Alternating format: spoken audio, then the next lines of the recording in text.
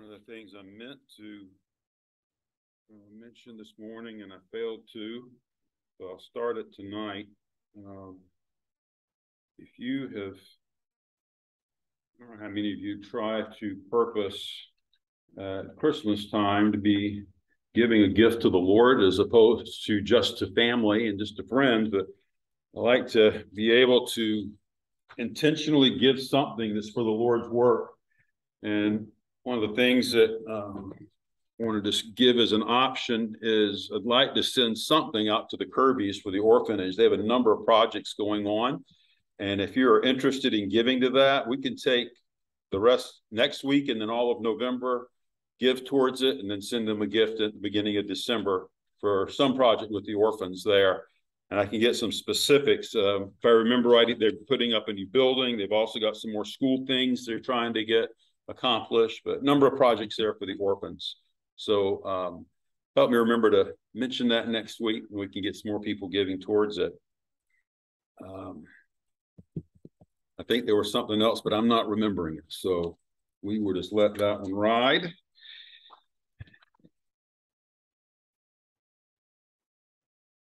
Pete, can you go ahead and hit this middle light for me, please? My neighbor wants people to pray for my other neighbor, Mark. No, you said they're both sick and what?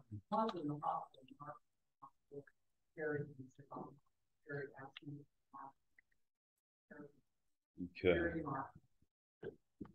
Mary and Mark. Let's see how many of you are smart with flowers, because I am not. Any takers? What do we got? Huh? No? Well, to the best of my knowledge, no. And I may be wrong. What did she say? Oh, okay. This picture was taken at one of the places we're going to be looking at tonight. Mount Arbel, whichever. Mount Arbel is one that we don't see in Scripture. And there is some tradition, and that's what we're going to be looking at tonight, is some of the traditional places. But this is a flower that was on top of Mount Arbel. And that mountain, and we'll see some things that happened there, but it gives a spectacular view of every place that Jesus would have gone to around Galilee. It's just a gorgeous place to go up to, but there's some history there as well. So any other takers? This one said what? Okay. Well, it's a bad pic. If you look close, you can see really clear the lines on my thumb.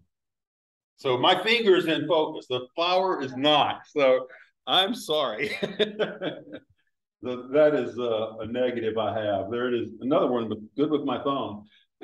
I had to get a guy online who had the same pic. He had some of the same flowers on his. He told me it was a hollyhock. And I'd have never heard of a hollyhock, but it's a hollyhock. Well, here's another one.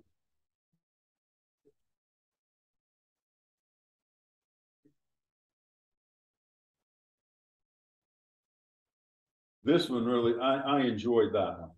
Obviously, I took several pictures of it. This one, they said, is probably a milk thistle.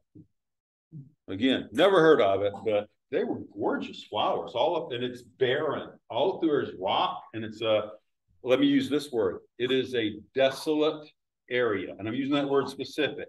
So it was we went up. I didn't realize there was a separate trail you could go up to get to the top of this mountain.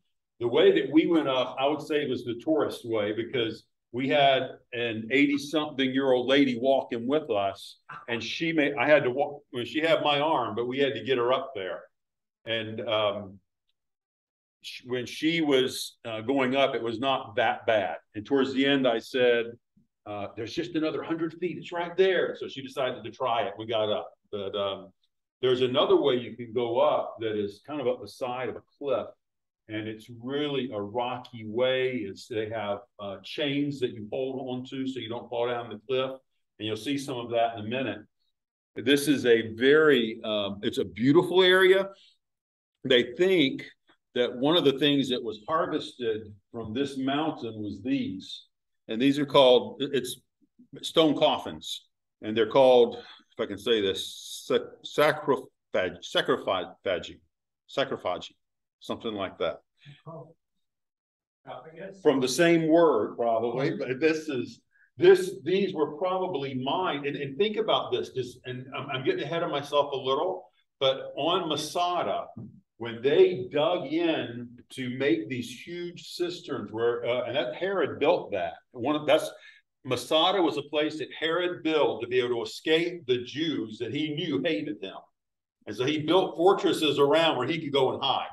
And they would dig out these huge cisterns to hold the floodwaters that would come in. But then you had all this stone, all this sandstone, and they would take that and build other things. There's also caves on Arbel. And we'll see, you won't see the caves, but you'll see the evidence. But maybe some of these were just dug out of that rock, because it is a lot of rock up there. So these were down at the bottom of Arbel for everyone to see. And obviously we drove up a lot up the back way. So this is steep, pretty much as steep as it got. We went up that way to get to the top. So these are the coffins that they found as they were going up. So this had been more for the wealthy. So a little bit of history with Arbel. In 40 AD, who they say know what that is? Girls, you got an idea? You can come look if you want. This is the thing I'm looking at. What do you think this is? You're really close, because there's going to be a gate on it. Do you see anything above it? It's hard to see from where you are. You might have to come get real close, but can you see anything way up above it on top of the picture? Huh? A crane. Good eye. It's a crane. So here's what happened. In 40 AD, Herod the Great is the one who was coming to power. Now, the Jews had a problem with him. The Jews didn't like Herod the Great because they had a man who, in their mind, he was from the royal lineage. He had royalty in him. His name was Antigonus. Herod was an Idumean. So that's south of Judah, but he was still considered Jewish. We had an Arab mother. And when Herod got in, when the Roman government put him in power, the first act that he did, the first thing he went to do was he offered a sacrifice and he pledged allegiance to Rome at the temple of Jupiter. That did not sit well with the Jews. So the Jews had a major problem with this, and the Zealots, they rebelled against him. And it took Herod and the Romans 3 years to take Jerusalem back. The Zealots were really upset, and Herod killed a lot of the Jews. Well, some of these Jews that he was after, they went and they hid at Arbel. Now, if you look close, and again, I know it's hard to see this.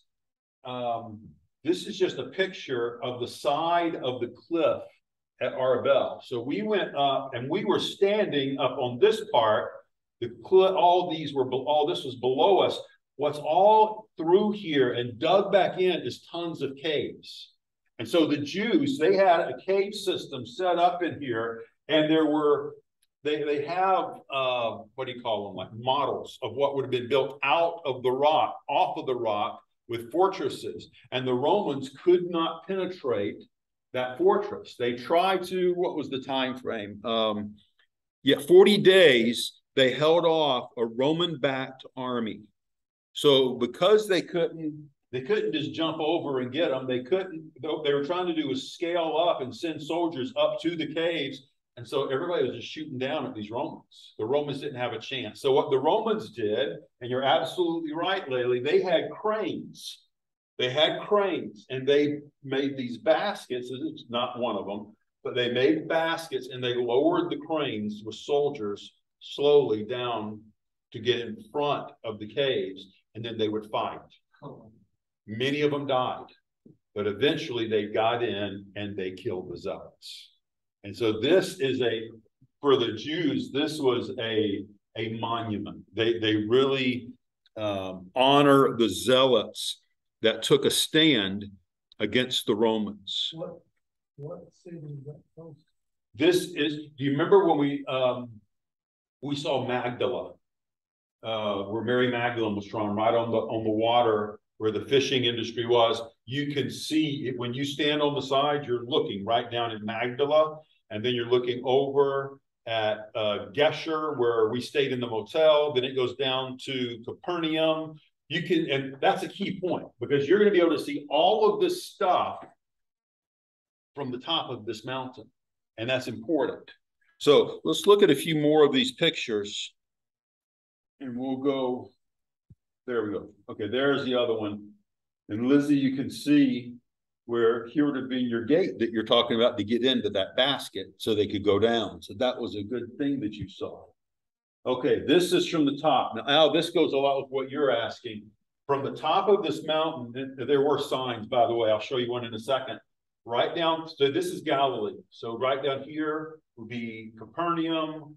Right down there is Capernaum. Right there is the Mount of Beatitudes. Over here is Bethsaida. So everything that he did, and right over in this area would be Magdala. And then across, that's the other side. That's the Gentile side. So you can see everything that, from this vantage point, you can see the whole lake. And we'll see more of it in a sec. But you see this road coming up through here. This, you remember the name of the main thoroughfare where people were trying to travel through here? Yes. Huh? No, you're close. Via Maris. This was the main route. If you were wanting to travel from Egypt and get up to Medo-Persia, all these Asia, you had to go through this place. And that's going to be important in a minute. So this is just part of the top. I keep moving so you can see it. I'm sorry, but you'll see here. I'll zoom in for that a little bit. Oh, the guy falling. They want you to be careful. And people kept saying, Rick, don't get too close to the side. And I want to get a picture. And so I got a picture. But, huh? Well, I'm glad I didn't fall. So this is another view from the top, and you can see again the whole area, most of it of this lake. It is, and I say the whole area, it's not that big. The lake is only about 15 miles long, so it's not a huge place. This is a zoom shot all the way down to the end of the lake, and you'll notice, you see all that, this here, this covering, that is like a net over an orchard area. And this is where we're gonna probably be seeing next. This is the Mount of Beatitudes. And you can't see the depth, but this area from the lake up to the mount, all of this is that natural amphitheater that I told you about. You can talk at the bottom and they can hear you at the top. So when Jesus gave his Sermon on the Mount, that's how all these people could have heard him. So it's really good to be able to see it. This is just some of the views from up there. It's just a gorgeous area. These I took just to try to get some, and I can't do it, but the depth perception to show you they're serious about you falling. So I got kind of close, then I got a little bit closer, then I got a little bit closer, and he just kept getting close. It was fun. But that's just what it's like up from the top. Yes, I was there. That was one of my favorite pictures because it looks fake in the background. It's like I'm standing in front of a poster, but it's just a gorgeous view. And this is obviously early on because I still have orange on. There's the panoramic shot. So you can see the entire lake. Huh? Orange and red. Until we got to the Dead Sea, and then it became somewhat green, but mostly orange and red. Until next to the last day, and I found a blue shirt and loved every second of it.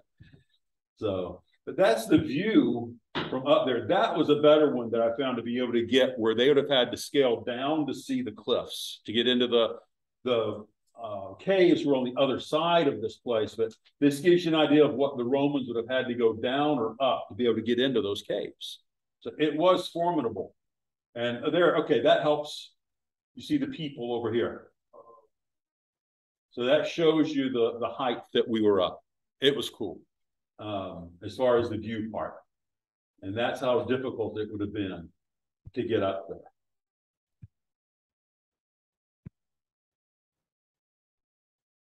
And that is not it.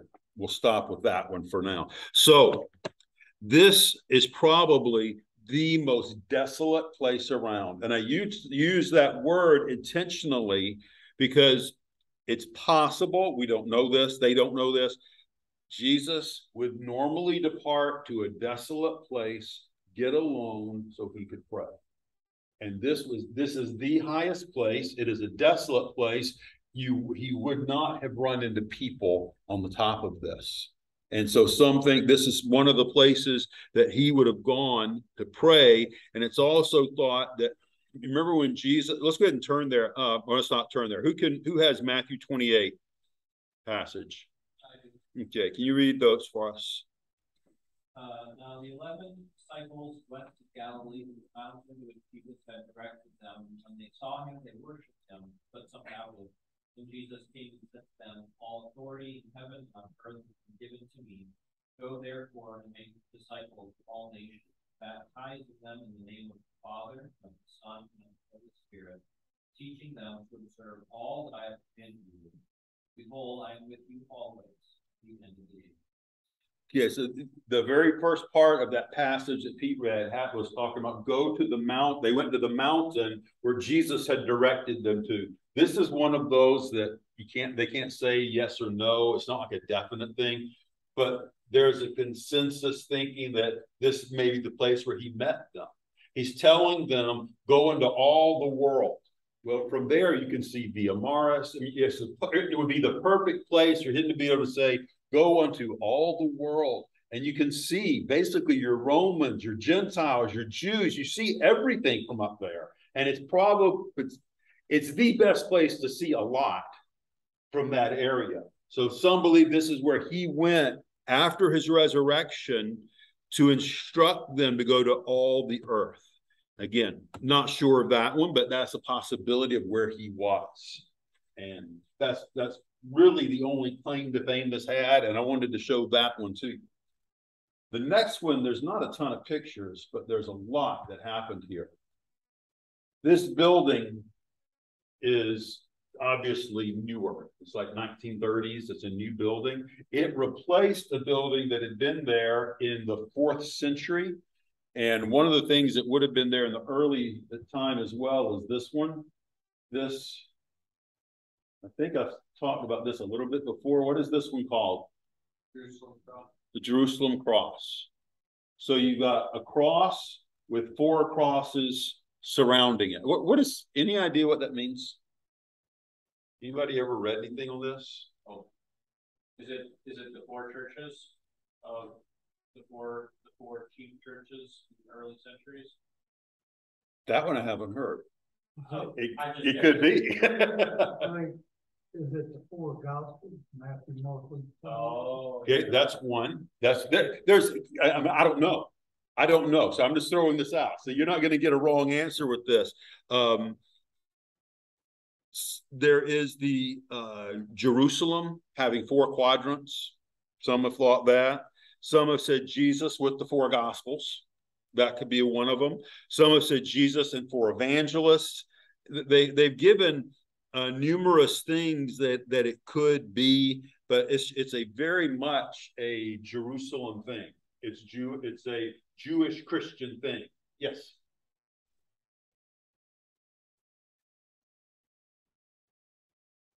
Never, I don't know. Could be. So this one goes back to the Crusader period around 1250 time frame. It goes back that far, but it's definitely a major symbol. So if you want to get something that's Christian when you're in that area, this is what it's going to have for a cross on it. So it'll be a Jerusalem cross. So this place that we're at here, they call it, there we go. This is a Catholic place. It's a working Catholic, I'll say church, but it's not really a church. They call it Peter's primacy.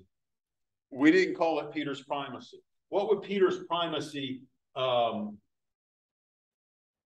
would that be saying that they believe about this site? If you say Peter's primacy. His church. Huh? His church, more or less. Okay, his church. Jesus' commission. That's it. Jesus commissioning him. Jesus putting Peter in an elevated position, and that is not what happened. So what's happened, and we call it the place of Peter's restoration. And it's really, this is where Peter came back to Jesus. Now, this place that we have here, we chuckled at it as we were looking. Because if you note, you see this sign? Look at what they're saying to people as they go in. Do not explain inside. They don't want, I mean, the way we were talking about it, they don't want truth given inside this place. They want that to be, you know, take your truth and preach it somewhere else. They don't want people explaining anything inside. People were talking inside, but people weren't explaining the truth of what's going on and what was happening at that place inside the building. Now, this is outside of it. And one of the keys that we have, and this is one, if you remember, we had said they have A, B, and C spots. C spots are the ones, this is just like Arbel. This is just tradition. They have no clue. B, that general area is where the event happened. A, this is it. This is a spot. This would be an AB. This is really close to where this event would have happened. You'll notice that you're right on the coast of the Sea of Galilee, and you see the rocky crag coming up. That was an important need for this to be a reliable spot. So let's go ahead and several of you have the passage from John 21. Who has 1 through 6? Andy had it, but okay. After this, Jesus revealed himself again to the disciples by the Sea of Tiberias, and he revealed himself in this way. Simon Peter, Thomas, called the twin, Daniel of Cana in Galilee, sons of Zebedee, and 2 others of his disciples were together. Simon Peter said to them, I am going fishing. They said to him, we will go with you. They went out and got into the boat, but that night they caught nothing. Just as day was breaking, Jesus stood on the shore, yet the disciples did not know that it was Jesus. Jesus said to them, children, do you have any fish? They answered him, no. He said to them, cast the net on the right side of the boat, and you will find some. So they cast it, and now they were not able to haul it in because of the quantity of fish. So let me ask you this. If you're going to go, I'm not a fisherman. I love catching fish. I hate fishing. But the fight and the excitement, I love it. It's a lot of fun. But if you want to catch something and you're on a lake this small, you want to go to a hot spot, right? You want to go where there's fish.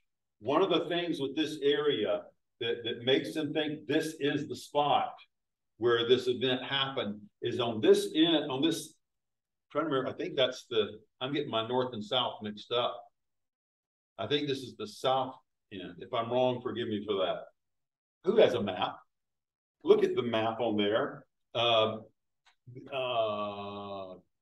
Capernaum, Mount Beatitudes, I believe it's Bethsaida. Is that on the south end or north end? North end. North end. I'm backwards. Okay. So that's the north end. At this end, there it's more shallow water, perfect for net fishing that they'd have been doing. And there's about 100 yards off. And that is, I want you to just notice, I don't know if they had this thing parked out here for our benefit. Oh, that means Latin, this table of Christ. So this is where they built that monastery church thing around the rock where they believe Jesus was. And that's a picture of that. But if you look off here, there's a boat out here. And again, depth perception is tough. That's about 100 yards off. And out there, there are springs, hot water springs that have nutrients that attract fish. And that area was very prevalent when in the day for fishing. And one of the things that people would do, that fishermen would have, and I'd never heard this, they would have spotters. So people would stand on the side, up on the rocks, and they could see out, they could see large quantity, if there was a large quantity of fish moving, and tell the boats, go this way, go that way, and the spotters would help them. So having somebody calling from the shore, that wasn't unusual. That was a normal thing that would happen. And so that's this is one of, those are some of the things, the underwater stuff, the lookout area that makes the people who are looking at this think that this is the spot where the guys were fishing. And so that's one of the key things that makes this an A-B site, a very lucrative fishing area. John 21, 7-11. Who has that one? John 21. David, is that yours? 7-11? Yeah. Therefore that disciple whom Jesus loved said unto Peter, it is the Lord. Now when Simon Peter heard that it was the Lord, he girt his father's coat unto him, for he was naked, and did cast himself into the sea. And the other disciples came in a little ship, for they were not far from land. But as it were 200 cubits dragging the net with fishing. And as soon as they were come to land, they saw a fire of coals there, and fish lay thereon and bread.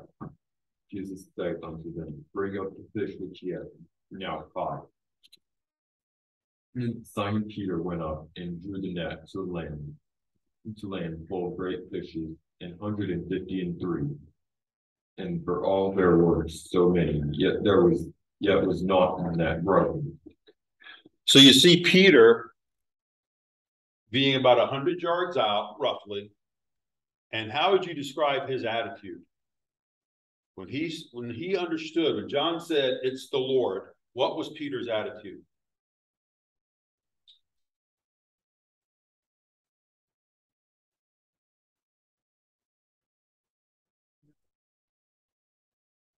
Well, he did cover himself. He wanted to be dressed when he went.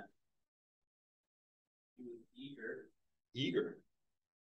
He was ready to get to Jesus. Now, what's the problem at this point? What is Peter's issue? They hadn't caught fish. Okay, they hadn't caught fish. Go back a little bit further. What had happened in between here, when we're in this passage? What was the last thing we know that happened with Peter? Denied Jesus. He denied Jesus. Here we see a picture of a disciple of Jesus, and using this word for anxious. He is anxious to want to get back to Jesus. He wants to make things right. He wants to be restored. For me, this is a beautiful picture for us. He wanted it so bad, he didn't even want to wait for the boat to row into the shore. He jumped and gave it. He went for it. He wanted to be with his Lord. You ever been in a position where you know you're just plain wrong? You've got sin and you want to make it right. You want to confess it. You want to be clean again. It's kind of like with David, restore unto me the joy of my salvation. He wanted this. And I appreciate this about Peter. He couldn't wait to be back and have that fellowship that had been broken reconciled. I don't know if that sentence is arranged right, but he actively pursued reconciliation. Now, in this verse, what is the one specific that it gives? Tiberius. I didn't see that one. That was a very not specific question. How many fish? There was a bunch. Why? Why would we have recorded for us 153 fish? I'd never heard this before, and it's a possibility thing, but who knows? Any ideas why there'd be 153 fish noted? They get paid so much. Each one of them. Okay. They can know how much money it's worth. And that's a big deal. Well, Yep. uh, Here's what I heard. This part's true. Whether it's what was being referred to or not, I can't say. At that point in time, there were in the Roman Empire 153 nations. It's like Peter saying, it's like Jesus saying, look, one for each. You're going to go to all the world. You're going to go and preach the world to every creature. I want you to go to every place and spread the gospel to everyone. And is that what it was? I don't know. It's interesting that they would have sat there and counted out 153. That's a strange thing. But it's like he's meeting them and he's prepping them. And he's like he's saying, you got a job to do. Your job is not to come out here and throw a net in the water. Your job is to go make and be fishers of men. Your job is to go make disciples. And so that would have been the spot where they would have come in and Jesus would have had that coal waiting on them. Let's read that last passage, the 12 to 19. Jesus saith unto them, come and dine, and none of the disciples durst ask him, who art thou, knowing that it was the Lord? Jesus then cometh and taketh bread and giveth them fish likewise. This is now the third time that Jesus showed himself to his disciples. After that, he was risen from the dead. So when they had dined, Jesus said to Simon Peter, Simon, son of John, lovest thou me more than these? He saith unto him, Yea, Lord, thou knowest that I love thee. He saith unto him, feed my lambs. He saith to him again the second time, Simon, son of Jonas, lovest thou me? He saith unto him, Yea, Lord, thou knowest that I love thee. He saith unto him, feed my sheep. He saith unto him the third time, Simon, son of Jonas, lovest thou me? Peter was grieved because he said unto him the third time, lovest thou me? And he said unto him, Lord, thou knowest all things, thou knowest that I love thee. Jesus saith unto him, feed my sheep.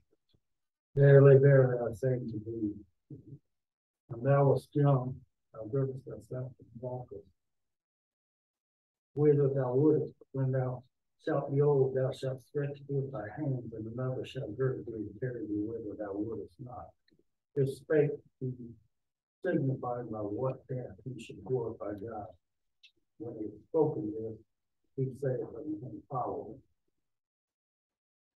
I like this passage when I can remember being early on, and it was confusing. It's kind of, why would Jesus keep saying the same thing over and over? But there is a lot in these words. And I'll say this, we've had this discussion a lot, especially when like with Bethany's dad, when he discusses the languages, the Greek and the Hebrew, the constant phrase keeps coming up. English is a terrible, it's really not even a language. It's like a compilation of languages. It's an awful language. And it doesn't really, it's not descriptive. And these words, when you get back into the original languages, they're extremely descriptive. So when he asked Peter 3 times, do you love me? Do you love me? Do you love me? What is the significance of these do you love me's? They're different words being used. It's different words. So here's what he's saying. And I'm gonna put some words in here, and I hope it will make sense. The first time he says, Peter, do you have this self-sacrificing, deep love for me, the agape love? Do you have this? And Peter, I like that. Peter, he did what people today don't always do. He didn't mince words. He didn't pretend he was something he wasn't. He told Jesus exactly how he felt. He was honest. And we can learn from this. Have you, maybe you've done this. You go to pray and you have to say the right words. Are we talking a certain way? We just need to open up. And we need to tell God exactly what's going on inside and what we're thinking, because he already knows. So we don't need to impress him. We're not going to impress him. We don't need to hide anything. We can just tell him, this is what's going on in my head. This is what I'm struggling with. And Peter, when Jesus says, do you have this deep self-sacrificing love, it's as though Peter said, Jesus, I like you a lot. I'm pretty fond of it. But he didn't use that word. He didn't use that I have this undying, self-sacrificing love for you. He said, I like you a lot. You're okay, kind of thing. And Jesus said, you need to go you need to go serve me. But then he came and said, Peter, do you have this self-sacrificing love for me? And Peter just answered the same way. Lord, you know, I like you a lot. But that last time, Jesus comes back and he says, Peter, do you even like me a lot? And that's when Peter was grieved, because he's just got finished saying, Jesus, you know I like you a lot. And he said, do you really? Do you really even like me a lot?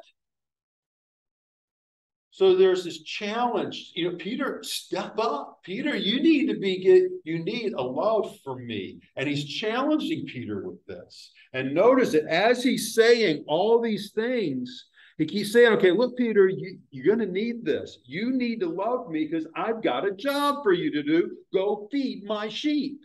You need to go take care of my flock. And after all of this happens, notice how he ends that whole section. Peter, follow me. Follow me. Isn't that our marching orders? We're to follow Jesus. That's our command. And you and I, it's not that we don't just kind of hunker down and say, okay, I'm going to follow now. I'm going to obey now. It all comes from when you and I love Jesus. We need to love him. We need to have this relationship with him. We need to be spending time with him. And that's exactly what Jesus and this is one of the A-B sites. This is at this spot. That's what Jesus was telling Peter. You need to follow me. You need to love me. If you're going to be following me, you need to be growing in this love for me. And that's the spot where Jesus had Peter and the guys come in, and he had breakfast waiting on them, and Peter was restored. I do like that fact too. Peter did a horrible thing. Peter, do you remember, and it wasn't that long ago we looked at that verse when the words, help me out, the words that, when Peter was questioned, it says he swore. What are the exact words there? Do you remember? Help me out. Cursed and swore, but what it was not was he wasn't using foul language. What he was doing was saying, may God himself anathematize me. May I get the curse of God on me if I'm lying. And he was lying. He is hurt here. He needs restoration because he knows he just invited wrath from God on his own head. And Jesus comes along and Jesus restores him. Peter did really bad, but he is so willing to forgive. And I appreciate that about our Lord. I look at even just what goes on in my head. My Lord is able to forgive the things that our thoughts. He's able to forgive the motives, the outward things we do. He is ready and willing to forgive us. And I was very thankful for that as I looked in this passage. So let me ask you, can you give me, and I know we've said a number of them, but give me, I've got 4 truths that I pulled from this. What is a truth that you can see from any of the passages we've read or any of the places we've seen? Can you give me one?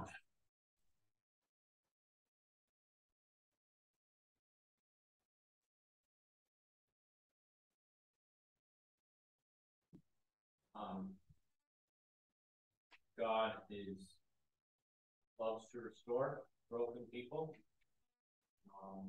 fix broken things. And if we think that we're too broken for God to use, then we're ignoring the aspect of God, focusing too much on our inabilities and not his grace and ability. Yeah, that's good. I don't know which is worse, thinking I'm too broken for God to fix, or I don't need it. I'm good. God's not powerful enough to restore them. Right, right. We have an awesome God. It's not like we're bringing anything to the table. He delights to restore us. And yes, he's able. That's good. What's another one? It goes along with it. God's always ready to show mercy. Oh, yes. Yes. Have you ever heard people, and we were talking about that earlier. It's like, certain religious people feel like they have to earn this favor of God. They have to somehow make God want to accept us. And he's sitting there. I mean, I just think, you got little kids and you're waiting. You want them to come to you. You want them in your arms. He's wanting you. He wants to show that mercy. Excellent. We don't have to convince him. What else? You're good.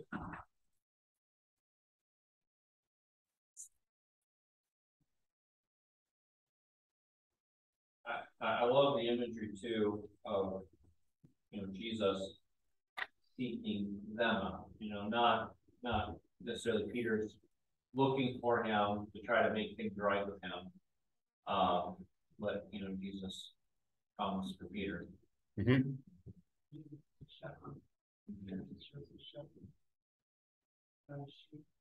That's good. That's good. Jesus is that shepherd. Excellent point. Someone else. I didn't have that one. That's good.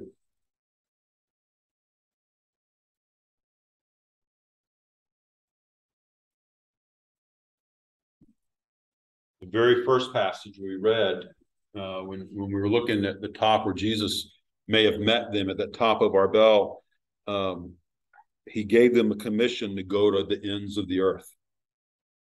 You go to Jerusalem, Judea, Samaria, and then like we're in now, uttermost part of the earth. They were to go and take the gospel everywhere. History shows they did. Pretty much uttermost. I mean, we were a whole separated by an ocean on either side, and everywhere else they could get to by walking, except for mountains, Australia. But yeah, we're in one of those uttermost places. And it got here. That's a blessing. And we are called. We are to have, at minimum, we can say this: you and I are commissioned to reach our sphere of influence. There's people you can reach that I'll never reach. There are people I can reach, you're never going to reach them. We have our sphere. Let's reach our sphere of influence. I appreciate how he used these men. Any others?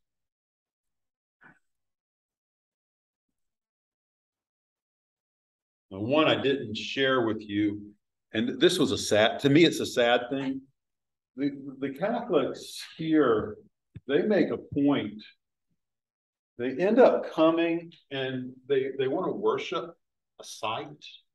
They want to hold up a site. And and I like seeing it. I want to see the site. I want to see what's there, but I don't worship the site. I want to worship my Lord. This site should do nothing but remind me of Jesus. And we don't need to be worshiping things and stuff. We don't need to be, I don't know how we in this room would fall into this, but the idea of, have you ever heard this statement? You don't talk like that in church.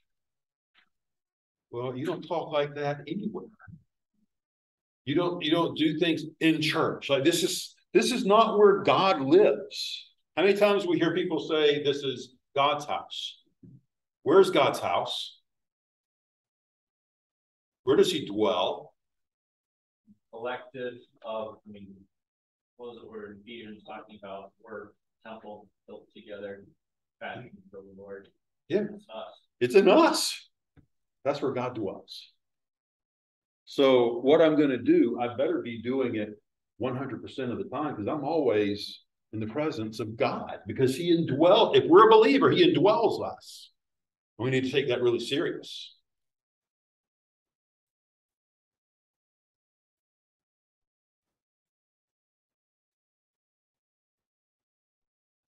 Any others? These have been good. I had one more written down. I was trying to remember where I pulled this one from. Oh, Peter. Yeah, when they went, we're going fishing. We're going to do our thing. We're going to do what we want to do. I love that the passage in Proverbs. Again, I don't remember the reference. I apologize. Help me. Man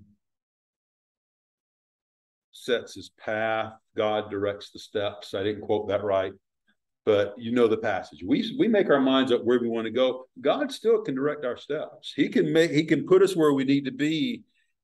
And that is exactly what happened with Peter. I'm going fishing. And then Jesus shows up. And Jesus changed his whole life. And he followed Jesus. He did what Jesus said at the end of John, follow me. And that's what we need to do. I hope this has been a challenge for you. This places, especially Peter's. I love seeing that, as Al mentioned, God is wanting to restore. He wants to show mercy. We should respond to him that way. He loves us. And that's a blessing. Okay. Well, let's close in a word of prayer and we'll be dismissed. Father, I thank you